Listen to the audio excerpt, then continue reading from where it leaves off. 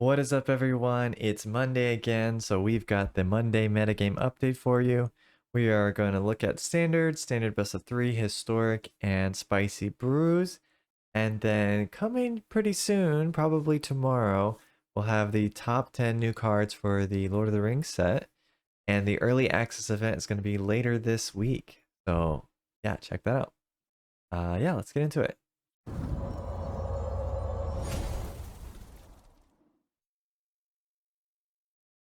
All right, starting us off in standard, we see that best of 1 is pretty much the same as it has been before. You got aggro, you got Selesnya enchantments, you got humans, you got 5-color domain, and a little bit of control at the bottom. But the only ones really doing well are the enchantments and the aggressive decks. So yeah, not a whole lot changing there. As far as like the tiers, we still see that the basically mono white humans and the Zori soldiers are the top, and then you've got a fight for the rest of them: mono red Naya humans, Gruul aggro, and Selesnya enchantments, all kind of fighting for the top spots. And poison is up here somewhere, but definitely a little bit weaker than the other decks. So nothing too special there. So we'll just move on to the best of 3. Um, so best of 3, kind of similar. I mean, mono red, mono white enchantments, but we do see the Esper Legends doing better in best of 3, and also because of that, the domain deck does a little bit better in best of 3. And an interesting Dimir mid-range deck. We're going to look at that in a second, but something kind of cool that people tried out. As far as the tier list, at least for the last 7 days, we got mono red aggro, we got mono black control, mono white humans. Let's take this one, the current meta, I think, just to get a better picture. Okay, wow, okay, still similar. So mono black control somehow still doing well with Shieldred, Graveyard Trespasser, Duress, and Tenacious Underdog. Interesting. Domain also doing pretty well in the current meta, and Esper Legends and humans and soldiers. So mono red is actually the aggressive deck of choice, I guess, because it just can burn out, has that reach to get over the board state. All right, and then that interesting deck, Dimir midrange, especially this one, the 73% win rate one, running Kaito, Liliana, Teferi, so a lot of planeswalkers, very mastermind, tenacious underdog, so kind of like the mono black deck, but splashing some blue for counters, for Urtai, and for planeswalkers. Man, this looks really cool. This is right up my alley, something I would definitely want to try out. So sweet. If we look at historic, also hasn't changed that much, but most highest win rate today is Esper Affinity, which is a little bit different than normal, and Azorius Control. Um, then tier 1 deck, it says is Boros Affinity and Azorius Control. But let's see if we have a little bit more data. And we got Bant Hammertine and the Squirrel Twins also doing well. But Esper Affinity, no slouch, very good as well. And what do we have in these decks? Well, just kind of your standard Esper Sentinel, your Ingenious Smith, your Luris, your Toolcrust Exemplar, bunch of artifacts, especially the Retrofitter Foundry, and the artifact lands, also notably very hard to deal with. So that's another big thing. And with the Esper one, you have this enchantment here, Ensoul Artifact, which turns your land into an indestructible 5/5, which is pretty dang strong. So yeah, it's got a few more tricks in the Esper version than the Boros version. But that's about it for the meta. So let's look at the tournaments and the spicy brews. All right, so major tournament this time, Pizza Box Open. We see that Azorius Control actually taking it down, kind of crazy. Wandering Emperor, Teferi, Eternal Wanderer, Ambitious Farmhand, Memory Deluge, Thirst for Discovery, Make Disappear, Sunfall, Ossification. So I really like the approach they took with this one.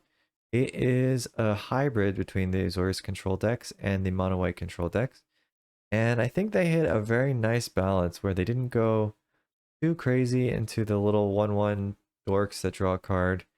And they still have sweepers, and they still have some make disappear and things like that to deal with big spells. So yeah, I really like this a lot. And sideboard also very interesting with the Chrome Host Seed Shark and the Hullbreaker Horror. Pretty cool. Dimir Control also doing well, taking second place. It has Hullbreaker Horror, Leer, something we haven't seen in a long time.